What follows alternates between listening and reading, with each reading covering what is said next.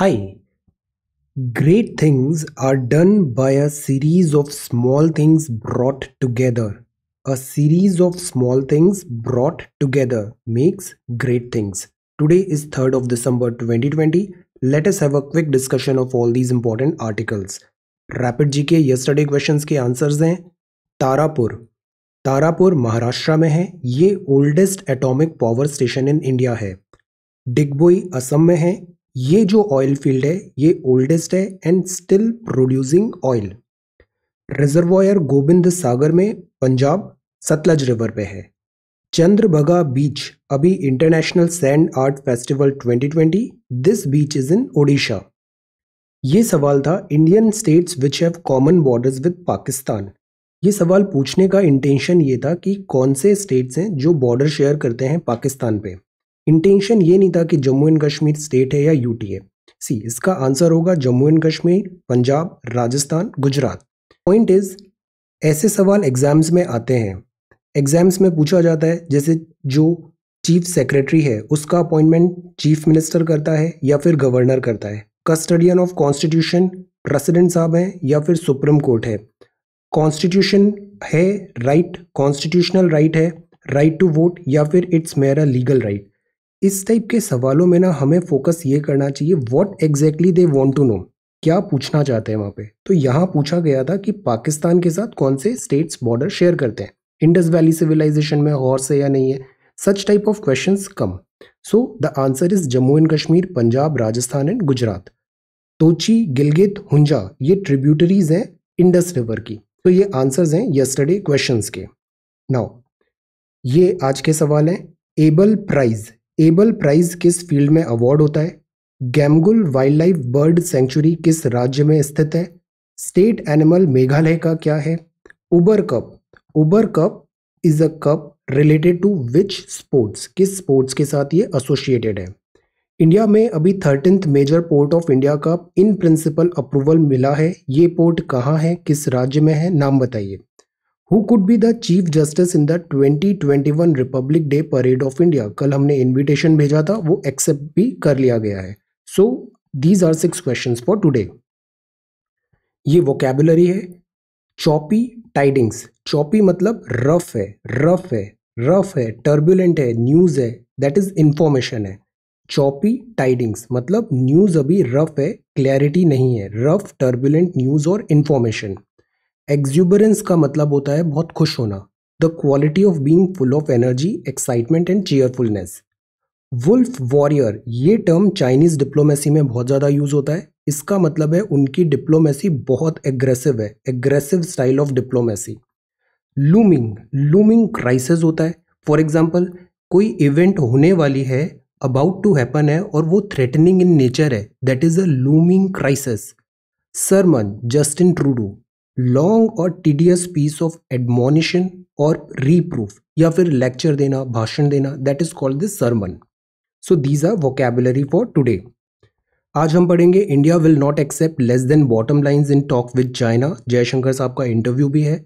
This is call for justice. Bhopal gas disaster और industrial disaster 2020 में भी हुआ था, स्टाइरिन गैस लीक, इसके बारे में जानेंगे.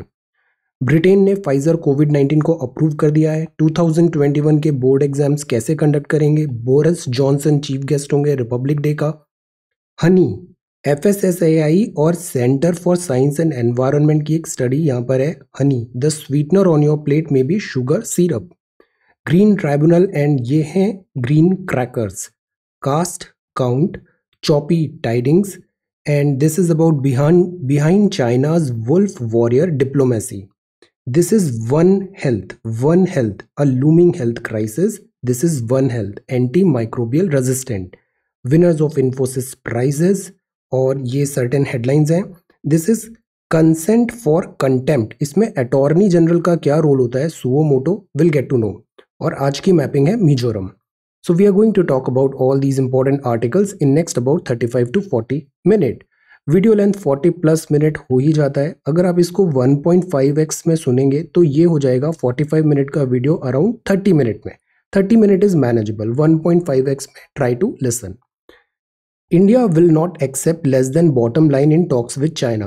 तो ये हमारे रेफरेंस मटेरियल थे, द हिंदू और इंडियन एक्सप्रेस, और ये द हिंदू की फ्रंट पेज की टॉप हेडलाइन है। India will not accept less than bottom line in talks with China. Jaishankar साहब ने बहुत क्लियरली कहा है कि इंडिया स्टेटस को एंटी चाहता है, और वो भी कब का, मार्च का। ये जो एलएससी का हमारा क्लैशेस हुए थे, इसके पहले वाला मार्च अप्रैल का स्टेटस को एलएससी में। सी, जयशंकर साहब ने एक बात और क्लियर किया है कि कोई नियर सॉल्यूशन यहाँ पे नजर नहीं आ रहा है। कॉम्प्लिकेटेड इश्यूज हैं, टाइम लगेगा इसको सॉल्व होने में। I will go for what is my interest and my bottom line. I mean, I will not be stampeded into accepting something which is less. That is India. India will not accept less than bottom line in talks with China. हम यहाँ पे this accept नहीं करेंगे, हमें status को anti चाहिए जो pre clash था। अब ये जो चाइना के साथ क्लैशेस है ना, this is not something new. Arunachal Pradesh में 1986 में सम डोरोंग चू, ये जो यहाँ पे क्लैशेस हुए थे, फेस ऑफ हुआ था, इसका रिजोल्यूशन होने में 9 साल लग गए। Indo China long view at borders है, तो टेम्पररी हम सॉल्यूशंस ढूंढ सकते हैं, बट ये जो एलएससी है, जिसको फैंटम भी कहा जाता है, जून जुलाई में बहुत डिटेल में इसके आर्टिकल्स हमने पढ़े। तो एलएससी को फैंटम भी कहा जाता है बिकॉज एक्चुअल जो डिमार्केशन है ऑन ग्राउंड, वो इंडिया और चाइना का परसेप्शन डिफरेंट है। तो लॉन्ग व्यू एट बॉर्डर्स हमें सॉल्यूशन फाइंड करने चाहिए। फिलहाल के लिए 8 rounds of military commander level talks हो चुके हैं, और ये कंटिन्यू रहेगी अप्रोच 1993। सी, ये 86 से दिस 1993 में अग्रीमेंट हुआ था इंडिया और चाइना का कि मेंटेन करेंगे पीस और ट्रैंक्विलिटी अलोंग द एलएसी। इस 1993 अग्रीमेंट का चाइना ने अभी वायलेशन किया। नॉर्मलसी हमें चाहिए, स्टेटस को एंटी चाहिए, और इसमें थोड़ा टाइम लग सकता है। This is the message over here, and India will not accept less than bottom line in talks with China. So this is the first news. ये सेकेंड न्यूज है, कॉल फॉर जस्टिस।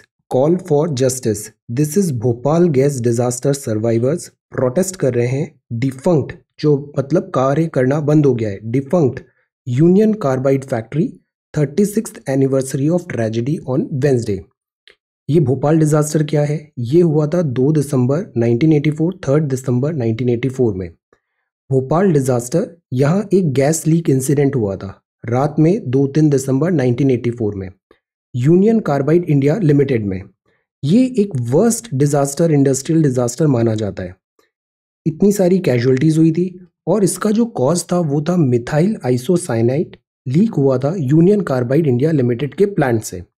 तो this was the accident जो 1984 में हुआ था, disaster. अगर ऐसे disasters होते हैं, जैसे अभी स्टायरीन गैस लीक भी हुआ था, तो इसका रीजन क्या है? और रीजन हमें पता चल गया है, तो सॉल्यूशन क्यों फाइंड नहीं होता है? डिजास्टर जब हो जाता है तो हम उसके लिए क्या लीगल मेजर्स हैं, क्या वहाँ पे रिहैबिलिटेशन के लिए, रिकवरी के लिए, पेशेंट्स का ट्रीटमेंट के लिए, लाइबिलिटी सेटअप करने के लिए, और जो गिल्टी हैं उनको पनिश करने के लिए क्या लीगल फ्रेमवर्क है नहीं तो उसको ऑर्गेनाइज करने की क्या ज़रूरत है? ये सारी चीज़ आती है डिज़ास्टर में। डिज़ास्टर एक बहुत इंपॉर्टेंट टॉपिक है सिलेबस का, डिज़ास्टर मैनेजमेंट। सी, अगर हम प्राइमरीली देखें ना, ये डिज़ास्टर्स होते क्यों हैं, तो उसका नंबर 1 रीज़न होता है ageing of process plants and defects in design. जो इंडस्ट्रियल डिज़ाइन होती है, प्लांट्स की डिज़ाइन होती है, कई बार उसमें डिफेक्ट होते हैं और वो पुराने हो जाते हैं, 20 साल 25 साल पुराने हैं, अपग्रेड हुआ नहीं है उसमें। पेस विद मॉडर्न टेक्नोलॉजीज़ वो कई बार मेंटेन नहीं करते हैं। नई टेक्नोलॉजीज़ आई हैं, उसको अडॉप्शन नहीं होता है, कॉस्ट कटिंग की जाती है। ऑर्गेनिक सॉल्वेंट्स होते हैं, जैसे यहाँ पे मिथाइल आइसोसाइनेट था, इनका अक्सर लीकेज हो जाता है। नॉन अवेलेबिलिटी होती है इमरजेंसी रेस्पॉन्स टीम का अगर डिजास्टर हुआ, बिकॉज डिजास्टर में 3 फेज होते हैं। एक होता है प्री डिजास्टर, दूसरा होता है ड्यूरिंग डिजास्टर, और तीसरा होता है पोस्ट डिजास्टर। तो हम non availability of emergency response team होती है। नेचुरल डिजास्टर्स भी कई बार कॉज करते हैं इंडस्ट्रियल डिजास्टर को, जैसे अर्थक्वेक आ गया, सुनामी आ गया, फुकुशिमा जापान में। तो नेचुरल डिजास्टर्स भी इंडस्ट्रियल डिजास्टर हैजार्ड्स को बढ़ा सकते हैं।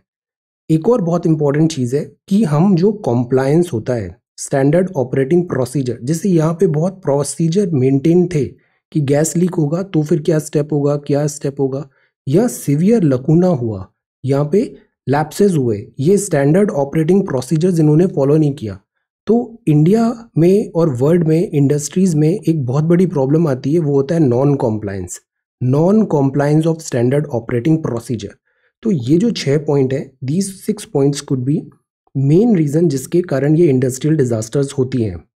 अब इसमें एक्ट आया, जैसे Bhopal gas leak processing of claims act 1985 आया, एनवायरमेंटल प्रोटेक्शन एक्ट 1986 है, पब्लिक लायबिलिटी इंश्योरेंस एक्ट 1991 है, national environment appellate authority act 1997 है, और फिर नेशनल ग्रीन ट्राइब्यूनल 2010 भी है। ये सारे लीगल प्रोविजंस हैं, सेफगार्ड्स हैं जो हमने बना रखे हैं सच टाइप ऑफ इंडस्ट्रियल डिजास्टर में कैसे डील करना है इन सब चीज़ों को, अकाउंटेबिलिटी कैसे सेट करना है, यहाँ पे रिलीफ कैसे प्रोवाइड करना है, और फर्दर डिजास्टर्स को कैसे स्टॉप करना है।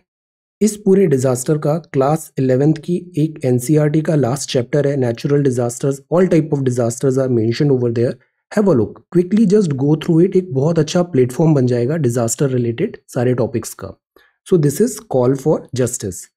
अब ये करने के बाद आज का सवाल है, India's aspiration to industrialise should be founded on safety. हम एक तरफ तो सपने देखते हैं मेक इन इंडिया होगा, हम टॉप इंडस्ट्रियलाइज्ड कंट्री बनेंगे, मैन्युफैक्चरिंग करेंगे, but where is the safety? हम यहाँ पे कॉम्प्रोमाइज क्यों करते हैं? इस पे डिस्कशन करिए। India's aspiration to industrialisation should be founded on safety. So this is the first question for today. अब जो नेक्स्ट है दैट इज अबाउट ब्रिटेन ने अप्रूव कर दिया है फाइजर कोविड-19 वैक्सीनेशन। इसका रोल आउट बिगिन हो जाएगा अर्ली नेक्स्ट वीक में। This is a good thing, first candidate आ गया, अब बहुत सारे दूसरे कैंडिडेट भी इसको फॉलो करेंगे। तो वैक्सीनेशन अभी नियर फ्यूचर में आने के चांसेस दिख रहे हैं, बट फिलहाल के लिए इसको इमरजेंसी यूज अप्रूवल के लिए ही परमिशन मिली है। इसका मीनिंग क्या होता है? यस्टरडे नोट एक टॉपिक पढ़ा था हमने, emergency use approval, have a look. अब इससे race to begin the most crucial mass inoculation programme in history चालू होगा। मास इनोक्यूलेशन प्रोग्राम मतलब सबको वैक्सीनेशन करना है। Look at the population, Britain और ये तो फिर भी ठीक है, इंडिया की पॉपुलेशन 1.3 बिलियन पीपल, वैक्सीनेशन कैसे करेंगे? वैक्सीनेशन की लॉजिस्टिक्स कैसे होगी? वैक्सीनेशन का कॉस्ट कैसे बियर होगा? बिकॉज जैसे फाइजर टाइप है, इसको -70 डिग्री सेंटीग्रेड चाहिए, लॉजिस्टिक्स, कोल्ड स्टोरेज चैलेंजेस होंगे। देन आइडेंटिफिकेशन ऑफ बेनिफिशियरी, सबसे पहले किसको वैक्सीनेशन देना है, ये भी एक बहुत बड़ा टास्क है। तो फिलहाल के लिए ये प्रोसेस स्टार्ट हो गई है। 2021 board exams will be in written mode. CBSE ने क्लैरिफाई कर दिया है कि रिटन मोड में ही होगा। सी डिजिटल का ना अपना लिमिटेशंस है, जो प्रॉपर रीडिंग होती है ना, रीडिंग कल्चर, राइटिंग कल्चर, अब ये जो नई जनरेशन आ रही है उसमें ये बहुत ज़्यादा लैक हो रहा है, बिकॉज वो बहुत ज़्यादा विजुअल्स हैं, वीडियोज़ एंड ऑल है, रीडिंग हैबिट्स नहीं है, राइटिंग हैबिट्स नहीं है। इस चीज़ को मिस आउट नहीं करना है। रीड, प्रॉपर बुक्स को रीड करना है, प्रॉपर पेन पेपर में राइट करना है। So board exams will be in written mode. आपके यूपीएससी के एग्जाम्स भी रिटन मोड पे होंगे, ऐसे वीडियोस नहीं, रिटन मोड, पेन पेपर से पन्नों में लिख के प्रैक्टिस करनी है। Looking into alternatives for practical के लिए अब ये ऑल्टरनेटिव्स ढूंढ रहे हैं। अभी इस बात पे कोई फाइनल डिसीजन हुआ नहीं है, कोविड-19 में भी अभी अनप्रिडिक्टेबिलिटी है, लेट अस सी। ऑनलाइन अभी फीजिबल नहीं होगा हाल के टाइम पे।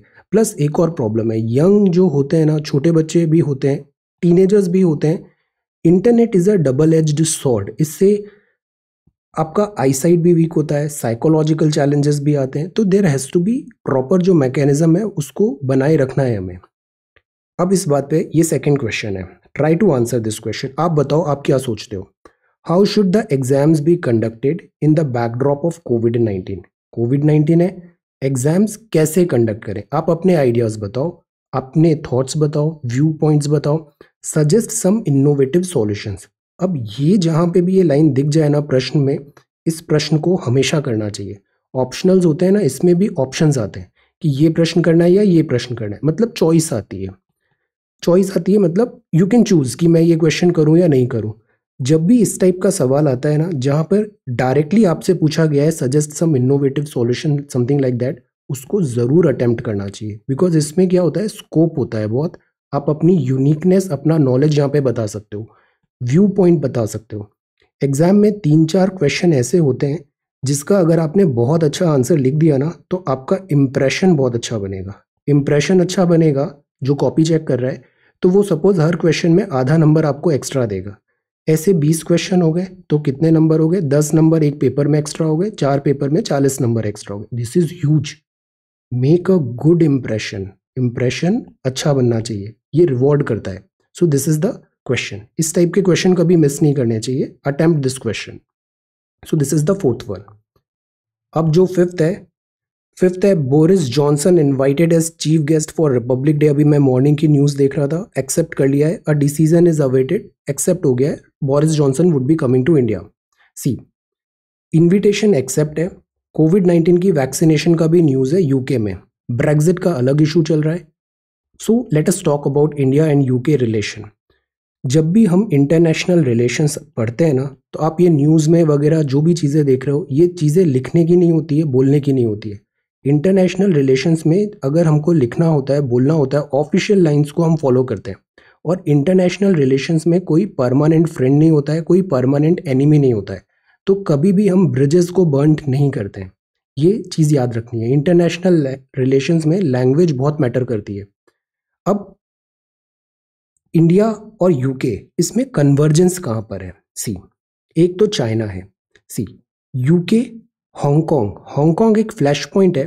हांगकांग पहले यूके का टेरिटोरी था, बाद में चाइना यहाँ पे डेमोक्रेसी को कर्ब करने की कोशिश करता है। तो ये एक फ्लैश पॉइंट बन जाता है यूके एंड चाइना में।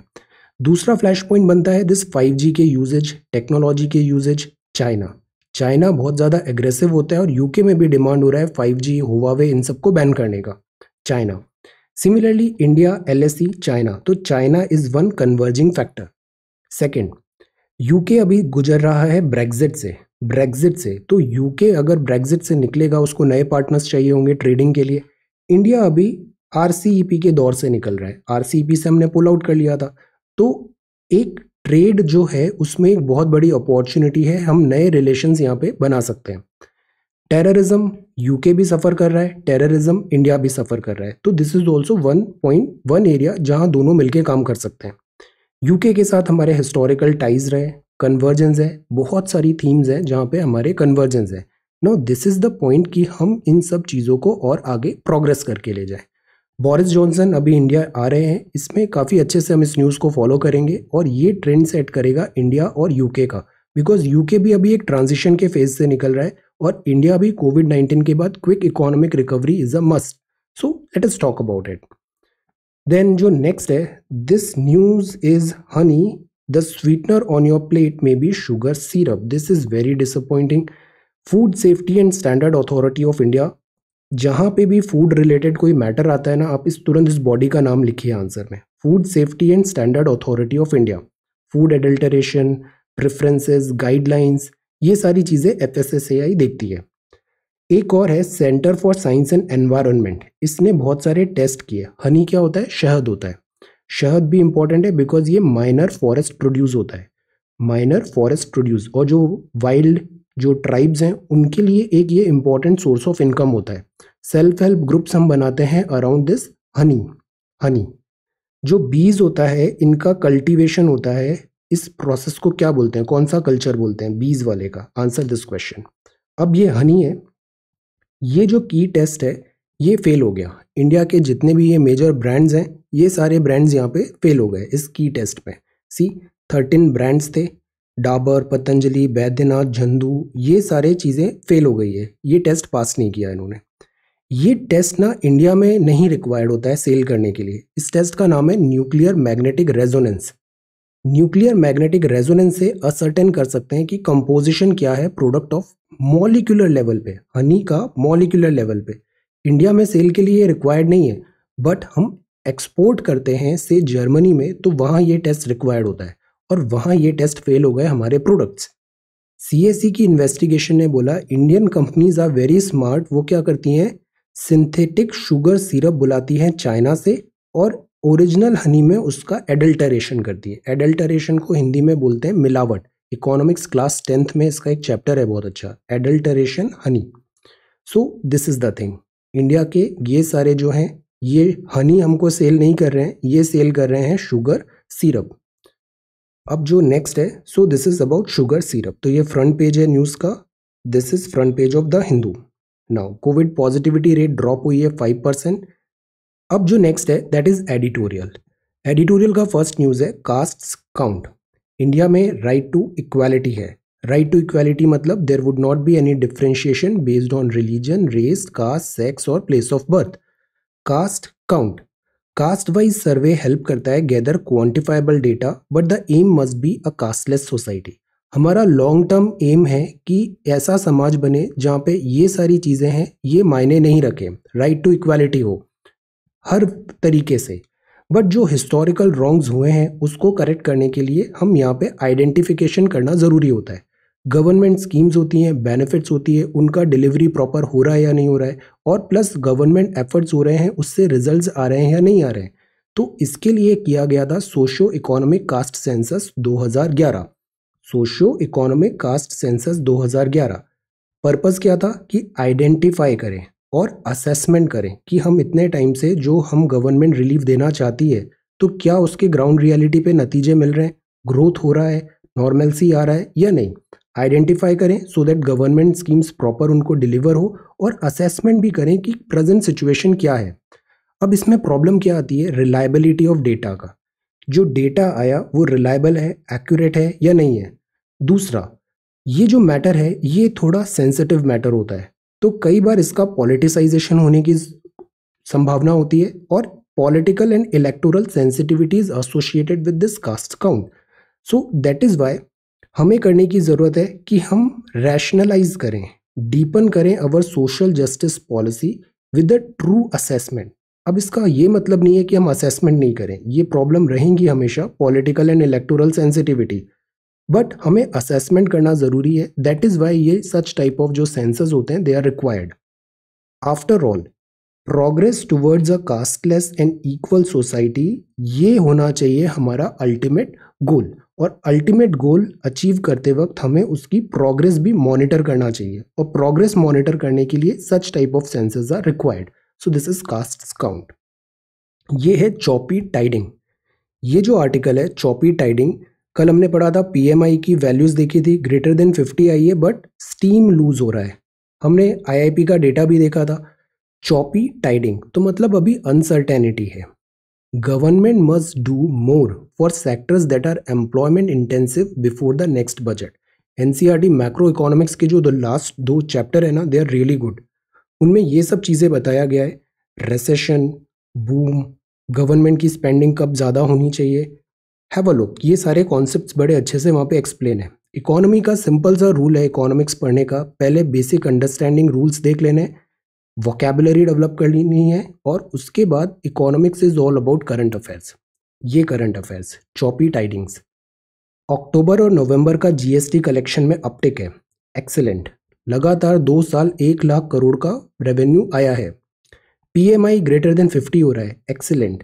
तो ये क्या बताता है, sign of economic recovery. But अभी भी अनप्रेडिक्टेबिलिटी है, नॉर्मलसी अभी नहीं आई है, और जो आई है वो फ्रेजाइल है, रिकवरी अभी फ्रेजाइल है। Government has been conservative. Government से एक्सपेक्ट किया था कि वो बहुत सारे रिलीफ पैकेजेस देगा, स्टिमुलस देगा, बट उस स्केल का नहीं आया, बिकॉज गवर्नमेंट को डर लग रहा है फिस्कल डेफिसिट का, कंजर्वेटिव रही है स्टिमुलस देने में। मेजर्स जो दिए पर उसका मैग्नीट्यूड इतना सफिशिएंट नहीं था। डिस्पाइट होने के बाद भी जो हमारा फिस्कल डेफिसिट के टारगेट है वो 120%, अभी न्यूज़ आया था कुछ दिन पहले, गो और मतलब वो जो मेन ट्रैक है उससे डेविएट हो रहे हैं, not good. More direct and specific measures चाहिए ताकि एम्प्लॉयमेंट जनरेट हो, और एम्प्लॉयमेंट भी कहाँ जनरेट हो, एम्प्लॉयमेंट इंटेंसिव सेक्टर में। जैसे कुछ दिन पहले गारमेंट्स पढ़ा था हमने, गारमेंट सेक्टर में, कंस्ट्रक्शन सेक्टर में, यहाँ पे क्या होता है, एम्प्लॉयमेंट जनरेट होता है। आप थोड़ा पैसा डालो और उससे 100 एम्प्लॉयमेंट जनरेट होंगे, एम्प्लॉयमेंट इंटेंसिव सेक्टर है। ये जो डिस्ट्रेस्ड हैं, यहाँ पे गवर्नमेंट का एक्सपेंडिचर इंक्रीज करने की ज़रूरत है। ट्रैवल में, टूरिज्म में, रिटेल में ये बहुत बुरी तरह पिटे हैं, इनको हेल्प की ज़रूरत है। Needed to ensure that further job losses नहीं हो, और जो डिमांड स्लम्प है, डिमांड कम हो गई है, उसको हम फिर से रिवाइव करें। तो चॉपी टाइडिंग्स है, ये बोलता है एडिटोरियल कि अभी भी इकोनॉमी आउट ऑफ वुड्स नहीं है। ऑल्दो 1 लाख करोड़ का कलेक्शन लगातार 2 महीने हुआ जीएसटी का, but this is not certain. अब जो आर्टिकल है, लीड आर्टिकल है, वो बोलता है क्वेश्चनेबल डेटा। सबसे बड़ी प्रॉब्लम क्या होती है? डेटा ही गलत होता है। डेटा गलत मतलब इनएक्यूरेट होता है, इनसफिशिएंट होता है, करेक्ट पिक्चर नहीं दिखाता, रॉन्ग इनपुट तो wrong output, garbage in garbage out. Data ही गलत है तो पॉलिसी ही गलत बनेगी। तो little room for exuberance. Exuberance मतलब दिस हैप्पीनेस, खुश होने की बात नहीं है, अभी बहुत कुछ देखना बाकी है। Using the latest quarterly estimate, जो इकोनॉमिक रिबाउंड है, जो हम इसको पुश कर रहे हैं कि इकोनॉमी ऐसे वी शेप्ड रिकवरी हो रही है, ये फ्लॉड है। Recovery is likely to remain modest. Reason क्या है? वीक डिमांड्स हैं, डिमांड्स अभी तक आई नहीं है, लोगों के पास पैसे कम है तो वो खर्चा करने से बच रहे हैं। इनएक्यूरेट डेटा है। बैलेंस ऑफ पेमेंट, ये भी मैक्रो इकोनॉमिक्स में बहुत अच्छे से एक्सप्लेन किया है एनसीईआरटी का कॉन्सेप्ट, एनसीईआरटी बुक में। Balance of payment, trades, invisible, current account, capital account. बताओ बैलेंस ऑफ पेमेंट में इंडिया करंट अकाउंट सरप्लस होता है या डेफिसिट होता है, और कैपिटल में सरप्लस होता है या डेफिसिट होता है? तो this is balance of payment. तो बैलेंस ऑफ पेमेंट में ओवरऑल हम सरप्लस में आए हैं, but this is not a good indicator. ये कोई खुश होने की बात नहीं है, बिकॉज हमारी एक डेवलपिंग इकोनॉमी है, और बैलेंस ऑफ पेमेंट अगर सरप्लस डेवलपिंग इकोनॉमी हो रही है, इसका मतलब वो कहीं ना कहीं इन्वेस्टमेंट में कटिंग कर रही है, इन्वेस्टमेंट में शॉर्टफॉल कर रही है, मतलब इसके लॉन्ग टर्म रैमिफिकेशंस होंगे। तो this is not something good. Stock market में हम खुश हो रहे हैं कि स्टॉक मार्केट अच्छा बूम कर रहा है, but this is temporary, this is flicker. ये है स्टॉक मार्केट जो होता है, इसमें आता है hot money, foreign capital inflow हो रहा है, बिकॉज बाकी सारे कंट्रीज इजी मनी पॉलिसी अपना रहे हैं, तो सारा पैसा इंडिया में डाइवर्ट हो रहा है। ये भी मैक्रो इकोनॉमिक्स में पढ़ा हमने। तो इससे क्या हो रहा है? सडनली हमारा स्टॉक मार्केट बुल होने लग गया, दिस बुल रन हो रहा है, बट ये शॉर्ट टर्म है, हॉट मनी है, तुरंत पैसा निकल भी जाएगा, हमारा फिर से क्रैश भी हो सकता है, शॉर्ट लिव्ड है। तो जो रिकवरी मोमेंटम है, इसको मेंटेन करना ज़रूरी है, गवर्नमेंट एफर्ट्स और इंक्रीज करने की ज़रूरी है। Questionable data, little room for exuberance, there is no doubt we are doing good, but much to be desired, choppy tidings. Now this is behind China's wolf warrior diplomacy. China's wolf warrior diplomacy. China के बारे में हम बहुत critical होते हैं, ऐसा nothing personal, but China के साथ बहुत केयरफुल रहना ज़रूरी है। क्यों ज़रूरी है? बिकॉज चाइना बहुत ज़्यादा एम्बिशियस है, चाइना के पास बहुत सारे पैसे हैं, चाइना के पास बहुत विल पावर है, डिक्टेटरशिप टाइप ऑफ रूल है। चाइना का ये सबसे बड़ी प्रॉब्लम है, सेल्फ राइटियस। चाइना को लगता है दे आर राइट, और चाइना एंशिएंट सिविलाइजेशन भी है, काफ़ी पुरानी, हमारे टक्कर का है, एंशिएंट सिविलाइजेशन है। सेल्फ राइटियसनेस उनमें ये है, तो they think others are wrong, this is a wrong thing. Plus जब से ये शी जिनपिंग आए हैं, पर्सनालिटी कल्ट और ज़्यादा बढ़ गया है। शी जिनपिंग ही नहीं, इससे पहले माओ जेडोंग थे। तो पर्सनालिटी कल्ट बहुत ज़्यादा है, एंड जहाँ भी पर्सनालिटी कल्ट आता है, अगर हम हिस्ट्री उठा के देखें तो not good for world and everybody, personality cult नहीं। प्लस प्रोपोगेंडा एंड इंडोक्ट्रिनेशन होता है, हिस्ट्री बुक्स वहाँ पे फिर से लिखी जा रही है, जो थॉट्स हैं वो Xi Jinping thought, she doctrine फिर से वहाँ पे प्रोपोगेट हो रहा है, स्कूल्स में, कॉलेजेस में। सो प्रोपोगेंडा इंडोक्ट्रिनेशन है वहाँ पे। प्लस चाइना के साथ एक और प्रॉब्लम ये है, चाइनीज पीपल को ये लगता है कि once upon a time they were very good, फिर उसके बाद यूरोपियंस आए 13, 14, 15 सेंचुरी में, और इनका डार्क एज चालू हो गया।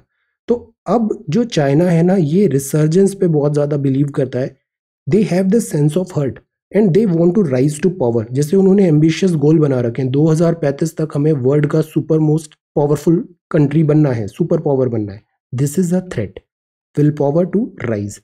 तो इस पूरे आर्टिकल में बताया, जैसे शी जिनपिंग है, शी जिनपिंग भी, जैसे पुतिन ने नंबर ऑफ टर्म्स अभी अनलिमिटेड कर दिए थे प्रेसिडेंटशिप के, ऐसे ही शी जिनपिंग ने भी कर दिया है।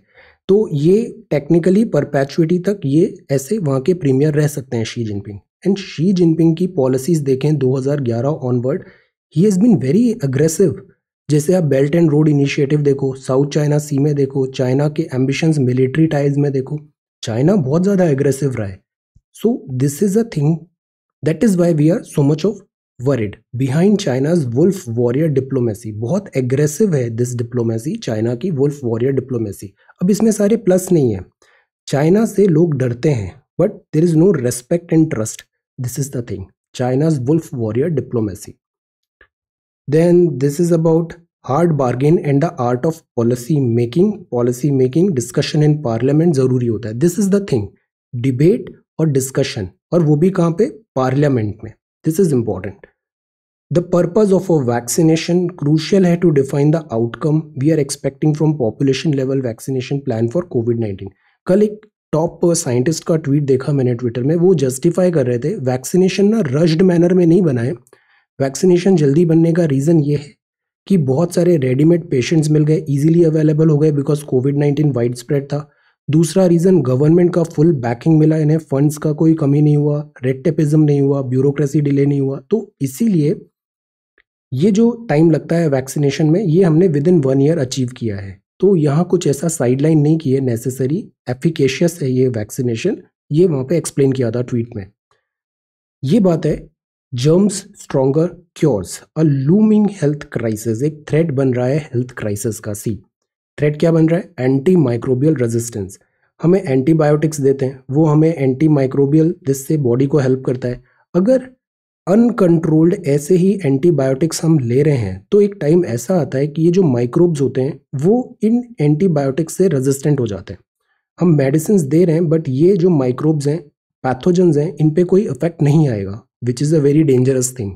Anti microbial resistance is growing exponentially. पहले छोटी छोटी दवाइयों से फर्स्ट लाइन ऑफ डोज से ट्रीटमेंट हो जाता था, अब सेकेंड, थर्ड, फोर्थ लेयर तक जाना पड़ रहा है. Not good. तो द पॉइंट इज कि ये जो रेजिस्टेंट डेवलप हो रहा है, इसको हम समझें ऐसा क्यों हो रहा है.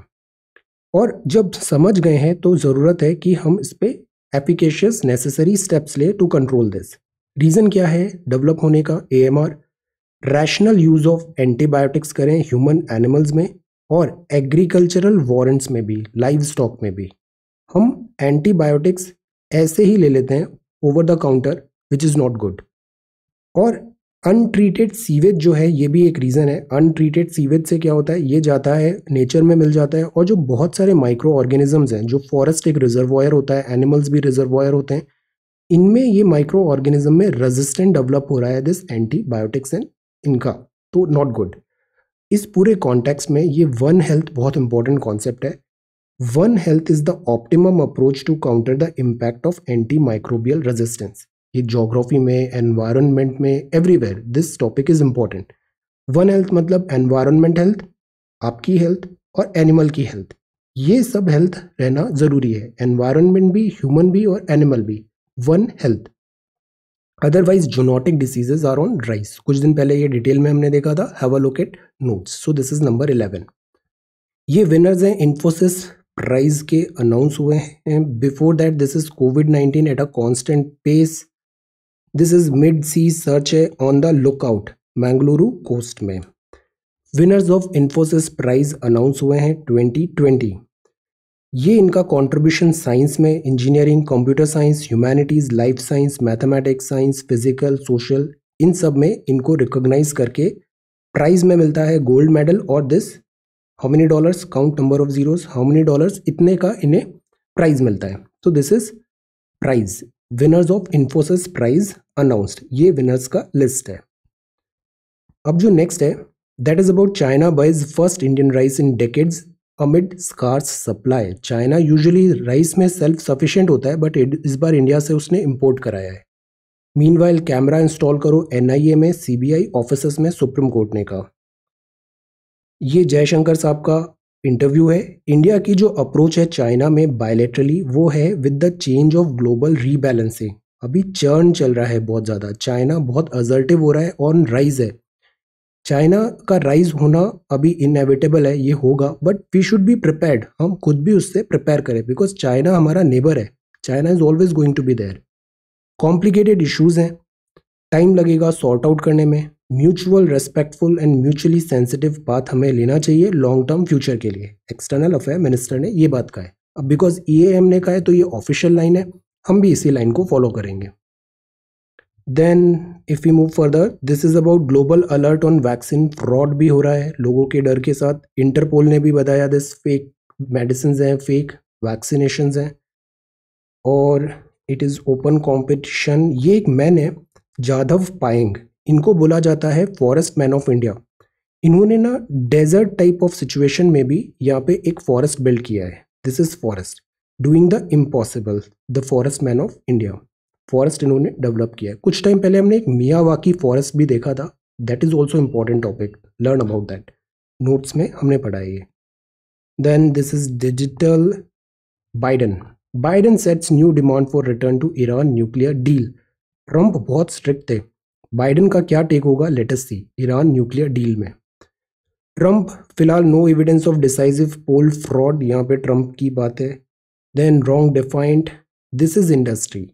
इंडस्ट्री में जो भी मॉरेटोरियम और कंपाउंडिंग इंटरेस्ट का ऑफ करने की बात कहा था, तो यहाँ बोला कि इस टाइप के जो मेजर्स है ना वो आर्बिट्ररी होते हैं। गवर्नमेंट के जो पेबैक स्कीम है इंटरेस्ट पे, इंटरेस्ट ऑफ करने के लिए जैसे कंडीशंस बताई थी कि स्मॉल बोरोवर्स होने चाहिए, 8 कैटेगरीज ऑफ लोन में ही ऑफ होगा और 2 करोड़ का वर्थ है तभी ऑफ होगा, ये आर्बिट्ररी है, ये बात यहाँ पे कहा इन्होंने। ये चाइना का ग्रुप है एंट, ANT। अलीबाबा IPO लाना चाहता था, प्रॉब्लम में है। China buys first India rice in decades amid scarce supply, tightening supplies from other, lower prices trigger move, India से हम एक्सपोर्ट कर रहे हैं। NASSCOM welcomes legal relief on US visa move, Trump आ रहे हैं वीजा में, ट्रंप जा रहे हैं, बाइडन आ रहे हैं, वीजा थोड़ा रिलैक्सेशन होना चाहिए। रोल्स रॉयस है ये, and this is sports. Finally India जीत गया, वाइट वॉश नहीं हुआ यहाँ पे, and this is sports football. So this is the Hindu. Now ये इंडियन एक्सप्रेस है, UK gets first shot next week, good news, एक स्टार्ट हुआ है, अभी बहुत सारे नए फॉलो करेंगे इसे, और वैक्सीनेशन अब नियर फ्यूचर में दिख रहा है। रिपब्लिक डे के चीफ गेस्ट होंगे, Delhi reaches out to Boris Johnson, इन्होंने यस बोल दिया है।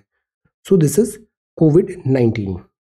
Then if you move further, this is very very important.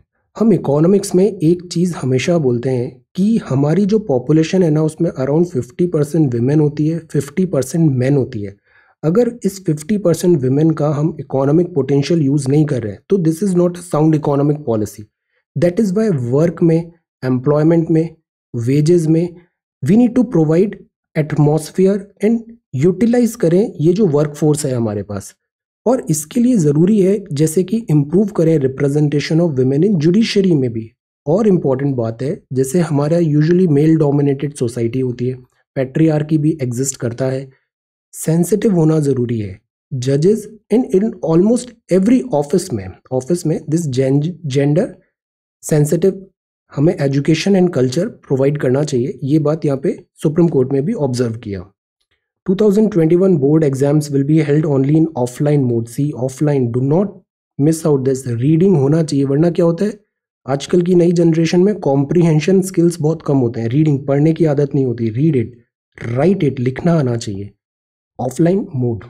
Then this is the thing, 2020 set to be among warmest year on record होगा। ये record की जो news है वो आई है this climate scientist professor Bharti Institute of Public Policy में। ये डेटा इंपॉर्टेंट है, remember this data and use it somewhere. India की 7500 किलोमीटर कोस्ट लाइन है, 7th लॉन्गेस्ट है ये एशिया में, बहुत सारी पॉपुलेशन रिसाइड करती है हमारी कोस्टल सिटीज़ में। मुंबई का क्या होगा, चेन्नई का क्या होगा, कोलकाता का क्या होगा अगर सी लेवल राइज हुआ तो। मिलियंस ऑफ पीपल हैं कोस्टल डिस्ट्रिक्ट्स में, प्लस आइलैंड टेरिटोरीज भी हैं। हमारे जो आइलैंड्स हैं, अंडमान निकोबार है, यहाँ पे लक्षद्वीप है, यहाँ सी लेवल कम होता है। सो sea level is rising because 2020 said to be among warmest year on record। Editorial में ये ट्रूडू हैं, जस्टिन ट्रूडू सर्मन, इनको सबने क्रिटिसाइज किया है अभी।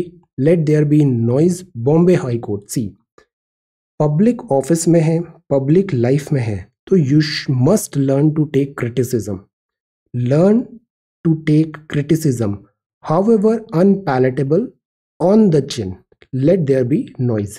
दिस जजेस इतने सेंसिटिव नहीं होने चाहिए, this is law illegal. After the vaccination come, असली होमवर्क तब स्टार्ट होगा जब वैक्सीनेशन आ जाएगा, बहुत एडमिनिस्ट्रेटिव हरक्यूलियन टास्क होने वाला है ये। अब फेलियर टू इनेबल, अगेन जो सोशली हमारा डिसेबल जो पॉपुलेशन भी है, इनको भी हमें एक प्रॉपर प्लेटफॉर्म प्रोवाइड करना ज़रूरी है, not in our culture, laws, society, but everywhere, employment में भी, so that every human being का जो प्राइम पोटेंशियल है हम उसको यूटिलाइज कर सके।